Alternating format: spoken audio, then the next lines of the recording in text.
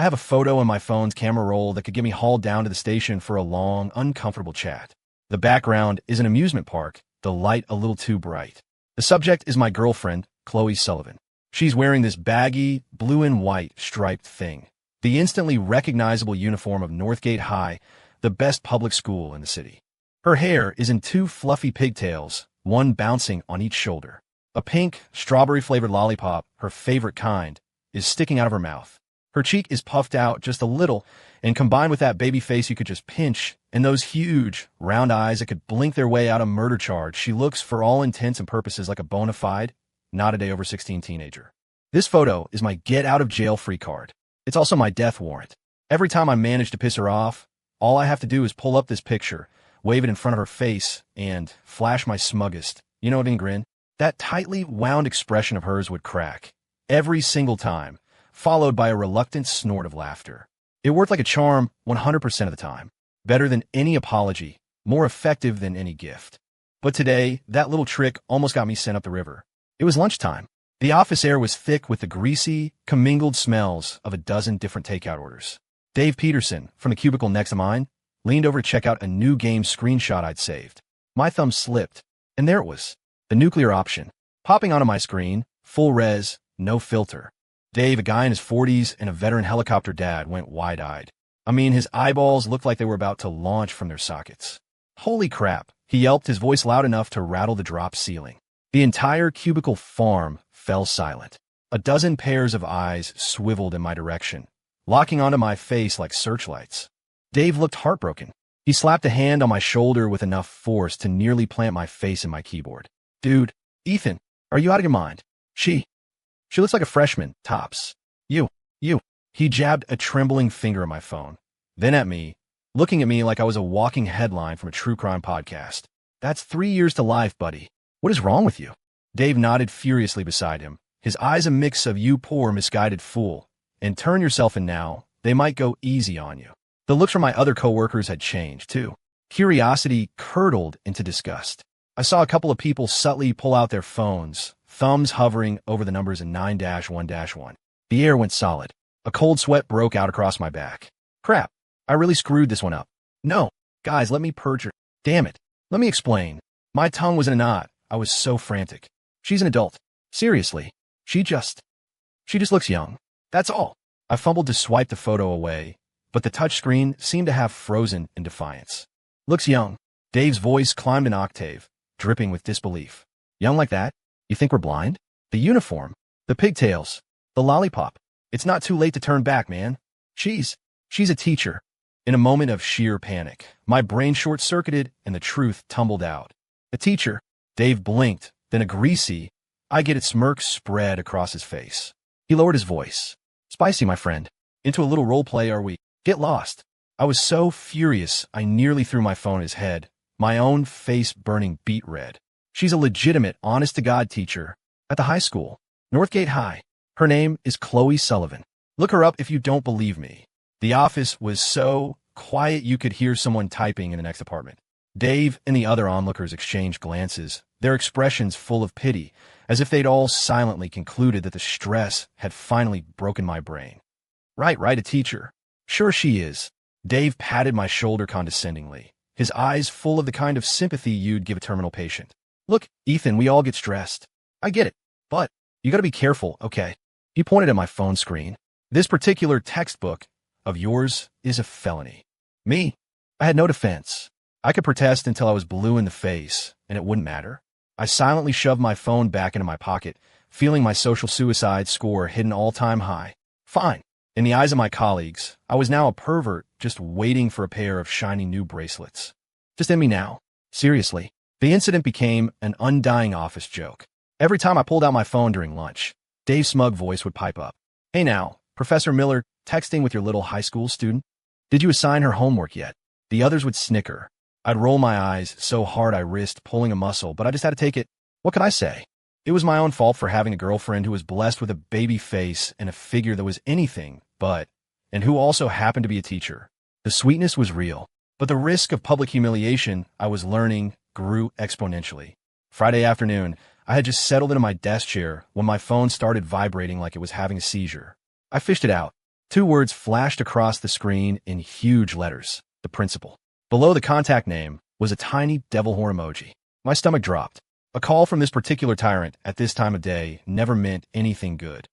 Hello, Ms. Sullivan. I answered, my tone a carefully calibrated mix of 3 parts respect and 7 parts groveling. Chloe's voice came through the line, crisp and carrying an unmistakable air of authority that was a brutal contrast to her cherubic face. Ethan Miller, a situation has developed. Tonight, 7 o'clock, parent-teacher conferences for the junior class, room 307. You will be in attendance. What? I nearly launched out of my chair, my voice cracking. Parent-teacher conferences? What for? I'm not a parent. You're not a parent. Chloe paused, then continued, slow and deliberate. But you are the designated family representative for Ms. Chloe Sullivan, homeroom teacher of grade 11, section 7. F.A. Family representative. I stammered. Since when is that a thing? It's a thing if I say it's a thing, she said, her tone absolute. I have to go to war with a few difficult parents tonight. I need my family representative on site to provide moral support, and also, her voice dropped, taking on a sly, playful edge, to use that innocent-looking face of yours to de-escalate the situation if necessary. Got it. Me. I got it. I was a professional tool. My job was to smile and offer a ladder to the parents she was about to verbally annihilate. Wait, Chloe, I try to argue, is this appropriate? What if someone recognizes me? Recognizes you as what? She shot back. Who says a teacher can't have a boyfriend? Besides, who are you? You're nobody. No one knows you. Get here. 7 o'clock. Northgate High, junior wing, 3rd floor, classroom at the far end of the hall. 1 minute late, and you know the consequences. The line went dead. Clean. Efficient. I stood there, phone in hand, listening to the dial tone with a look of utter despair. A nobody, huh? And what consequences did I know? Oh, I knew. I knew all about the power of that get-out-of-jail-free card photo, and 1,000 ways she could make me write a 10-page, single-spaced essay on our relationship. At 6:55 p.m., I slipped into the junior wing of Northgate High like a spy infiltrating enemy territory, shoulders hunched. The hallways were brightly lit, filled with that serious, knowledge is power atmosphere, mixed with an undercurrent of parental anxiety and competing perfumes. I found the brightly lit classroom at the end of the hall. The door was open. It was already packed with parents, a sea of dark figures. And there, standing at the front, was the principal. Chloe. She wasn't wearing her hair in pigtails today. Her wavy brown hair was pulled back into a low, elegant bun at the nape of her neck. She wore a tailored, dark gray skirt suit, the hemline resting just at her knees, paired with a pair of sharp black stiletto heels that had to be at least 3 inches. A pair of thin, black-framed, non-prescription glasses perched on her nose. The entire package screamed authority, professionalism, and intimidation. Standing at that podium, the same round eyes that usually looked at me with a smile were now as sharp as searchlights, scanning the parents below. She was tiny, but she projected the presence of someone 6'4". The contrast was staggering. I snuck in through the back door and found the most inconspicuous seat in the farthest corner, trying my best to melt into the wall. The meeting proceeded smoothly. Chloe was articulate, her pace measured, but every word carried weight. She analyzed the class's overall performance, reviewed subject-specific progress, and pointed out areas of concern. The parents below nodded, frowned, and scribbled in notebooks. The atmosphere was for the most part peaceful. Until Mr. Thompson, Chloe's gaze locked onto a middle-aged man in a loud polo shirt and a thick gold chain sitting in the middle of the room. Her voice turned a few degrees colder. Regarding your son Kevin's recent performance, I'd like to have a word. This Mr. Thompson looked like the type who enjoyed a good argument. He raised an eyebrow and leaned back in his chair. Ms. Sullivan, what's up with my Kevin? His grades are fine, aren't they? He hasn't been in any trouble lately. His grades have dropped significantly, especially in calculus and physics, Chloe said, pushing her glasses up. The lenses glinted under the fluorescent lights. But that's not the main issue. The main issue is we've received reliable reports that Kevin has been overly involved with a female student from another class. It's seriously impacting both of their studies, to the point where they've been caught skipping study hall together multiple times. Puppy love. Mr. Thompson's voice boomed, full of what's the big deal impatience. Ms. Sullivan, come on, what decade is this? It's normal for high school kids to date a little. We were all young once. Why be so controlling? As long as it doesn't affect their grades. Doesn't affect their grades? Chloe's voice suddenly shot up, sharp and powerful, easily overpowering Mr. Thompson's blustering. It was like a small hammer striking everyone's eardrums. On the last monthly exams, Kevin's class ranking dropped by 200 spots. The girl in question, who was previously in the top 50 of her year, has now fallen out of the top 100. You call that not affecting them? She leaned forward, her hands braced on the podium, her small frame radiating immense energy. Her eyes burned into Mr. Thompson. Your idea of being young is not an excuse for irresponsibility. This is the most critical time in their lives. To allow this immature relationship to continue is to be completely negligent about their futures. Mr. Thompson was flustered, his face turning red. He puffed out his chest. So what do you want to do? Break them up? You can't do that. And anyway, who is this girl? I'll go have a talk with her parents. I bet their daughter is the one distracting my son. At this, several parents in the room frowned. Chloe's expression turned to ice. Talk to the other parents. She let out a short, cold laugh that had no warmth in it, only sharp edges. Fine. The girl your son has been seeing. She paused deliberately, her gaze sweeping across the room like a razor blade. My heart leaped into my throat. In my corner, I felt dozens of gazes prickling my skin like needles. Oh no. Oh no. This is it. I'm toast. She wasn't going to point me out, was she? I was already halfway out of my chair, ready to bolt. I watched Chloe take a deep breath, straighten her spine, and lift her chin slightly.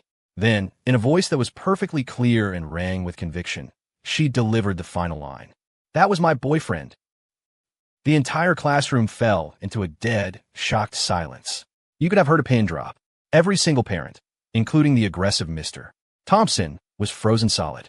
Mouths hung open. Eyes were wide saucers. Their faces a perfect collage of who am I? Where am I? What did I just hear? Time seemed to stop. I sat rigidly in my corner chair, a rush of blood roaring in my ears, my face hot enough to fry an egg. My brain went completely blank, except for Chloe's earth-shattering declaration playing on a 3D surround sound loop. That was my boyfriend, friend, and up at the podium, Chloe stood ramrod straight, like a defiant little birch tree.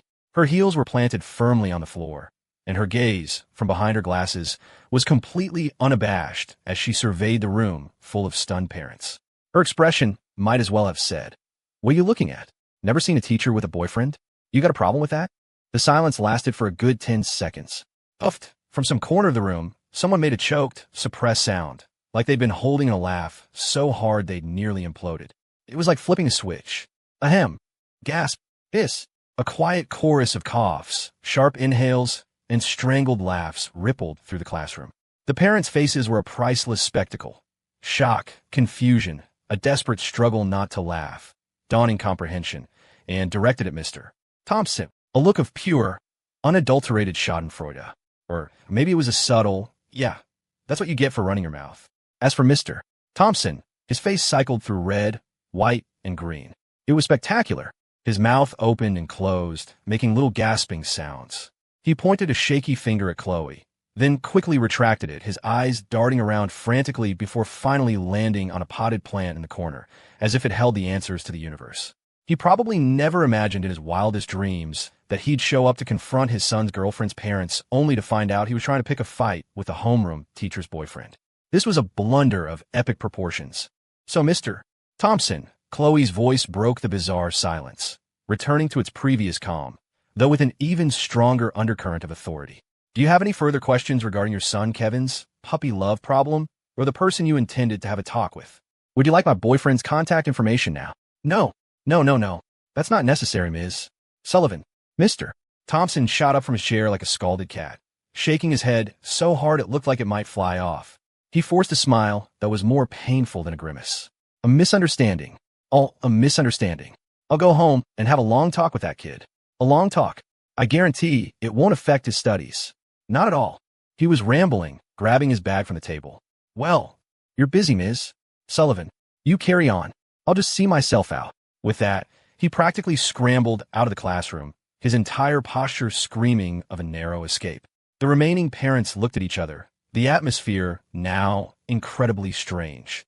No one dared to speak loudly. Even the rustling of paper was done with caution. Chloe, acting as if nothing had happened, pushed her glasses up, took a sip from her water bottle, and continued in her perfectly level tone. All right, let's move on. Next, I'd like to discuss strategies for managing pre-exam anxiety. It was as if that bombshell had never been dropped. Only me, huddled in the corner, my heart still pounding a frantic rhythm against my ribs, knew otherwise. The heat in my cheeks refused to subside. I felt like I was being roasted over an open flame. I risked a glance toward the podium. Chloe was pointing at the projector screen, explaining something, her profile focused and professional. As if sensing my gaze, her eyes darted toward my corner for a fraction of a second. It was a fleeting, almost imperceptible glance. But in it, I saw a flicker of mischievous triumph, and maybe a hint of reassurance, as if to say, "What are you freaking out about? How about this? Me? Okay, this level of public humiliation was worth it." At least the next time Dave at the office brought up my high school student, I could roar back with righteous indignation. "Screw you. That's my official girlfriend. Star teacher of Northgate High, Chloe Sullivan." Although, that might just be a whole new level of social suicide, wouldn't it? The rest of the conference was an exercise in torture. I felt like a prize zoo animal on display. While the parents didn't dare stare openly under Chloe's watchful eye, I could feel their curious, probing glances. I had never been more aware of my own existence. Finally, it was over. The parents filed out, many of them stopping to offer polite goodbyes to Chloe, their eyes invariably flicking toward my corner. "Good night, Ms. Sullivan." "Thank you, Ms. Sullivan. Great meeting, Ms. Sullivan." Your boyfriend. Seems like a nice young man," one mom managed to stammer out. Chloe, completely unfazed, just smiled and nodded. "Thank you, Mrs. Davis. Drive safe." Me. Once the last parent was gone, the classroom fell quiet. Chloe took off the glasses, tossed them on the podium, and rubbed the bridge of her nose, letting out a long sigh. The powerful professional persona deflated instantly, replaced by a touch of exhaustion. She kicked off the torturous heels, her bare feet padding silently on the cool linoleum floor as she walked toward me. She held the shoes in one hand, swinging them gently. I quickly stood up from my corner seat, my legs still a little shaky. She stopped in front of me, tilting her baby-faced, now disarmed, head up to look at me. Her big eyes blinked, full of that same sly, triumphant smile. "Well, how did your first mission as family representative go? Was the moral support sufficient?" Looking at her face, so close to mine, the lingering sense of humiliation and the frantic pounding of my heart all just melted away, replaced by the warmth of her little victory smile. "Sufficient. More than sufficient," I said, putting on a pained expression. "Ms. Sullivan, that little announcement of yours nearly gave me a heart attack. I fully expect to see myself on the local news tomorrow. Shocking development at Northgate High. Teacher admits to scandalous affair in front of packed parent-teacher conference." "Oh, shut up." Chloe laughed, swatting my arm playfully. "Scandalous affair? You're lucky I didn't label you a creepy stalker." She mimicked Dave's horrified tone. "That's 3 years to life, Ethan Miller."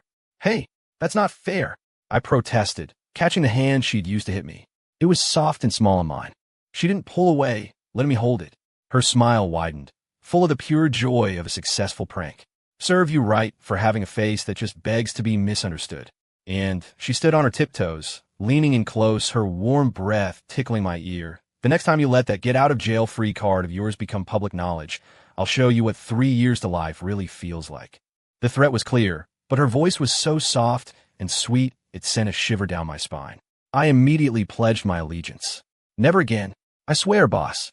That photo has been encrypted, triple-locked, and set to self-destruct. It will rot in the digital ether, never to be seen again." "That's more like it," Chloe hummed, satisfied. She pulled her hand back and bent down and put her heels on. "Let's go. I'm starving. I want you to make me those barbecue ribs." "Yes, ma'am. Your wish is my command," I replied, sucking up shamelessly as I watched her transform back into the formidable Ms. Sullivan. We walked out of the empty classroom. The hallway lights stretched our shadows long behind us. I glanced over at her. She seemed to be replaying the scene from the meeting in her head, the corners of her mouth turned up in a smile, like a cat that had just gotten into the cream. "Hey," I nudged her arm. "That was pretty hardcore back there." "What?" She raised an eyebrow at me. "Scared you?" "Scared." I puffed out my chest. "Are you kidding me? My girlfriend, star teacher of Northgate High, Chloe Sullivan, willing to blow up her own spot in front of a room full of parents just to maintain classroom discipline and protect her students' futures. What do you call that? That's called integrity. That's called self-sacrifice. That's called shutting up." Chloe cut me off with an eye roll, but she couldn't hide her smile. "You silver-tongued devil. Now hurry up and go make me dinner. On it, under the halo of the streetlights, I took her hand. It was warm and dry in mine. The public execution, the heart-pounding anxiety from earlier. It had all transformed into a sweet, bubbling warmth in my chest. All right, humiliation it is. Whatever. I was completely, utterly stuck on her, and I was fine with that. The parent-teacher conference was a depth charge that sent ripples through the quiet waters of Northgate High. On the surface, nothing changed. But underneath, a tidal wave of gossip was surging. The news that Ms. Sullivan, the formidable homeroom teacher of Section 11-7, had a mysterious boyfriend spread like wildfire, quickly becoming the school's worst-kept secret. Walking across campus, I felt 1,000 eyes on me. Students would whisper amongst themselves, their gazes bouncing between me and Chloe, full of curiosity. The other teachers looked at me with a new understanding, a sort of so you're the guy knowingness mixed with friendly amusement. Even the security guard at the front gate started greeting me with a cheerful, "Hey, Ethan, picking up Ms. Sullivan again today?" Me. "You got a great intel network, sir." Chloe, however, was as unshakable as ever. She taught her classes, chewed out misbehaving students, and graded papers as if she hadn't been the one to drop a bomb in that classroom. I had to admire her composure. Before we knew it, fall had deepened, and Northgate's massive annual field day kicked off. The athletic fields were a kaleidoscope of colorful banners and buzzing with noise. The soaring anthem of the marching band was loud enough to vibrate your bones. Students, decked out in their custom class t-shirts, zipped around like flocks of brightly colored birds, electric with youthful energy. As an official faculty family member, a title Chloe had forced upon me, I was given a staff lanyard and tasked with helping out at the teachers' events, lugging water bottles, handing out towels, that sort of thing. The events were in full swing. The student side was pure, passionate competition, the roar of the crowd deafening. The faculty side was more about comedy. There was the pig roundup, using a stick to hurt a basketball, the sack race, the egg and spoon race. Teachers who were normally paragons of seriousness were now making complete fools of themselves, to the roaring delight of the student spectators. Chloe competed in the sack race. Shoved into a giant burlap sack, she hopped across the field, her face flushed with effort. She looked so ridiculously cute, all fierce determination and clumsy hopping, that my heart did a little flip. Her students were crowded on the sidelines, screaming their heads off. "Go, Ms. Sullivan, you're the best." I stood on the edge of the track, my phone up, snapping pictures like a madman, a goofy grin plastered on my face. She came in third in her heat, completely out of breath. The second she was off the track, she wriggled out of the sack, threw it at me, and stood with her hands on her hips, her chest heaving. "I'm exhausted. That's harder than teaching 3 periods in a row." Tiny beads of sweat dotted the tip of her nose. I rushed over with a water bottle and a towel, dabbing at her forehead like an obsequious servant. The cheers from her students immediately morphed into a wave of teasing. "Oh, look at Ms. Sullivan, getting the special treatment." Chloe shot them a glare, but she was smiling. She wasn't really mad. As the morning's events wound down, the final faculty event was announced. The classic, the legendary, the 3-legged race. The gym teacher's voice boomed over the PA system. "All faculty members participating in the 3-legged race, please report to the check-in table." I repeat. Chloe, who had just caught her breath and was sipping her water, suddenly got a glint in her eye. A very specific, very mischievous glint. My internal alarm bells started screaming. Sure enough, she shoved the water bottle back into my hands and, without a word, grabbed my arm and started dragging me toward the check-in table. Whoa, where are we going?" I stumbled to keep up. "To compete," she said without looking back, her heels making little thudding sounds on the rubberized track. "Come, compete." I was floored. "Me? With you? In the 3-legged race? Are you insane? I'm not a teacher." "Family members are a vital part of the faculty support team," she declared, pulling me through the crowd straight to the teacher in charge of sign-ups. "Mr. Henderson, signing up. Chloe Sullivan, Section 11-7, and my partner, Ethan Miller." Mr. Henderson, a towering guy who looked like he'd played college football, looked down at his clipboard, then up at the family lanyard around my neck, then at Chloe's completely serious face. His expression started to crack. Ms. Sullivan? This is Mr. Miller. He's not on staff, is he? I don't think that's within the rules." "What rule?" Chloe tilted her chin up, her presence instantly doubling in size. "Show me the line in the field day charter that says family members can't partner with faculty for a fun run. It's all about participation and building a harmonious school community." "Right, mister. Henderson. Mr. Henderson was completely flummoxed. He looked at Chloe's baby face, which now wore a look of I dare you to say no, then at the growing crowd of teachers waiting to see what would happen. He folded. Air. Right. Participation. It's all for fun. Okay, what team number were you again? He hastily scribbled my name onto the sheet. The other teachers waiting in line were all fighting back grins, their eyes darting between us, thrilled by the drama. I felt like a lamb being led to the slaughter. Chloe, can you please not do this? I whispered, making a last-ditch effort. This is so embarrassing. The entire school is watching. Embarrassing? She shot me a sideways glance, the corner of her mouth twitching into a sly smirk. You're embarrassed to be tied to me? That's not what I... Before I could finish, another teacher eagerly handed us a bright red strap for our legs.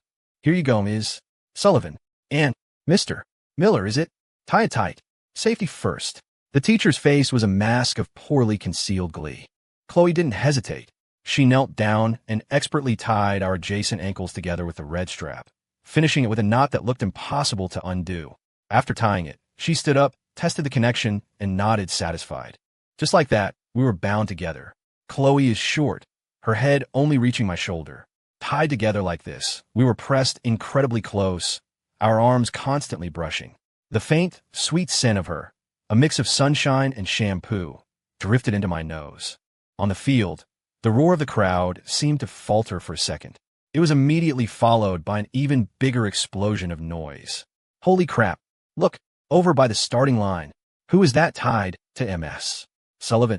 No way. Is that a student? Idiot, he's not a student. He looks familiar.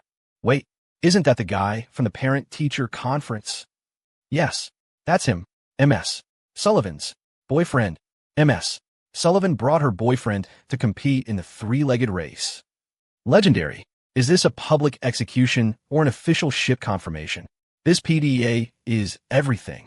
Ah, it's so cute. Get a picture. Post it on Insta now. 1,000 pairs of eyes, hotter than the midday sun, were lasered onto our incredibly mismatched pair. The chatter, cheers, and catcalls merged into a sonic boom that felt like it could tear the sky open. I stood there, feeling the rubber track burn through the soles of my shoes. My face was on fire. I desperately wanted the earth to swallow me whole. Chloe, on the other hand, acted like nothing was happening. She even reached up and adjusted my crooked staff lanyard. Her fingers brushed against my neck, sending a tiny jolt through my system. Up in the announcer's booth, the MC had noticed the commotion. Her voice, now an octave higher and thick with amusement, crackled over the speakers. Wow, it looks like we have a huge surprise for Ms. Chloe Sullivan of Section 11-7. Her partner is, a special guest, Faculty Family Representative Mr. Ethan Miller. Let's give a huge round of applause to this very special duo. We can't wait to see their amazing performance. Whoa! The applause, cheers, and wolf whistles were deafening. My vision went dark. It was over. My reputation was toast. The few seconds before the starting pistol fired were the longest of my life. Chloe and I stood behind the starting line, flanked by the other teams of actual teacher colleagues. Our family duo stuck out like a sore thumb, drawing 200% of the field's attention. In the stands, students were waving banners and screaming nonsense. Go MS. Sullivan. Go Mr. Sullivan. Stay tied together. Wipe out. Wipe out. My palms were sweating, my calves twitching with nerves. The red strap on my ankle felt like it was branding my skin. Chloe must have sensed how rigid I was. She turned her head, her soft hair brushing against my chin. She stood on her tiptoes and leaned in close to my ear. The deafening roar of the crowd seemed to fade into the distance. Her voice, warm and clear, cut through the noise with an unmistakable command. Ethan, listen to me. I held my breath. The tip of her nose was almost touching my cheek. You're going to run steady. If you fall. She paused, each word landing like a little hammer blow on my psyche. You will write me a 10-page, single-spaced essay on the socio-emotional importance of synchronized movement in faculty bonding exercises. Handwritten, one word short, and I had another 5 pages. Got it.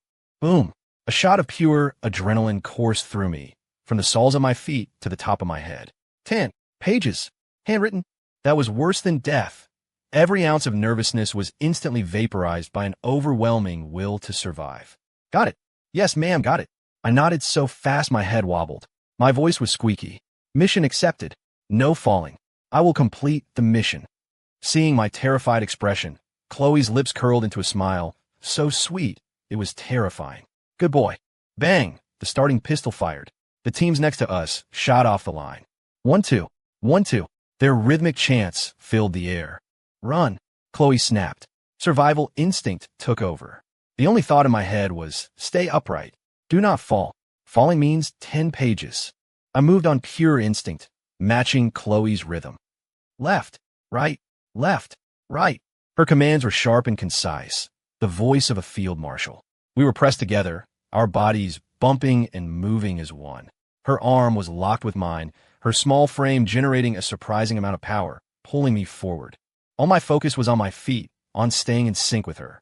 I didn't dare look at the cheering, screaming crowd. Go, MS. Sullivan. You got this, Mr. Sullivan. Faster. Catch them. 1-2. 1-2. The wind whistled past my ears. The red track blurred beneath my feet. Other teams were struggling beside us. But my entire world had shrunk to the small, powerful woman beside me and the sound of her voice in my ear. We were surprisingly good. Our steps fell into a perfect rhythm. We picked up speed, actually started to overtake the teams in front of us.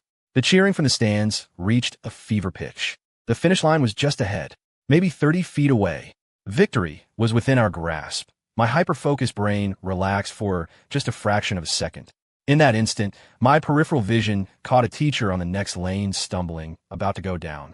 Without thinking, I flinched, trying to sidestep. Just that one tiny, subconscious movement. It was a disaster. Our perfect synchronicity shattered. My foot lifted half a second too soon. Chloe's stride was already in motion. Oof. 2 short cries. A powerful, uncontrollable force yanked at my ankle. The world spun. I felt like a bowling pin that had just been struck, all balance gone.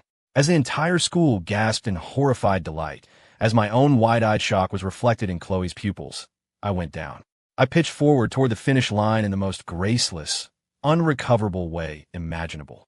Not running through it, plummeting through it, and taking Chloe down with me. We went down like a tangled mess of limbs, shouting and flailing, in a truly spectacular, earth-shaking fashion. Thud. Oomph. We crashed, hard, right over the finish line. Dust flew. My face was planted firmly in the rubber track, just past the white paint.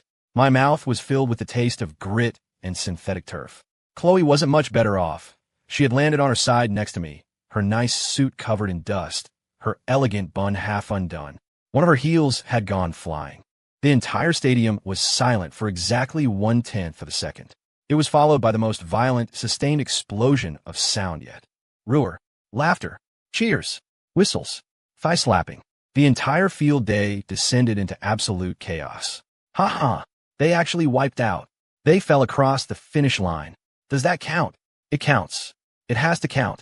That was the most creative finish I've ever seen. MS. Sullivan. Mr. Sullivan. Are you okay? Ha, I'm dying. Best moment of field day ever. I lay there on the hot track, my ears ringing, my face burning. It was over. My social life hadn't just died. It had been launched into the cold, dark vacuum of space. The 10-page essay. Hell, after this, she'd probably make me write a 50-page dissertation on the aerodynamics of a coordinated faceplant. Beside me, Chloe struggled to sit up. Her face was bright red. From anger or embarrassment, I couldn't tell. Her hair was a mess. One foot was bare, the other still trapped in its sad little heel. She shot me a look so venomous it could have curdled milk. But just then, in the midst of the chaos and laughter, a new voice cut through. From the main stage, over the stadium-wide PA system, came a voice that was trying very, very hard to suppress a laugh, but still sounded vaguely authoritative. It was the principal. He cleared his throat. Quiet, please. Settle down. The roar of laughter subsided just a little. First of all, the principal's voice was shaking with contained mirth. Let's congratulate Ms. Chloe Sullivan from Section 11-7, and her family representative, Mr. Ethan Miller. He paused, clearly searching for the right words. 4. Crossing the finish line in a truly, innovative fashion. The process was eventful, but the result is valid. And furthermore, the principal could barely contain his laughter now, but he powered through, enunciating each word with theatrical gravity. Let's congratulate Ms. Sullivan's partner, for successfully setting a new school record for the shortest time between a faculty couple's public debut and their first public wipeout. Or no, he quickly corrected himself. Their first time reaching a finish line together, from going public to going down,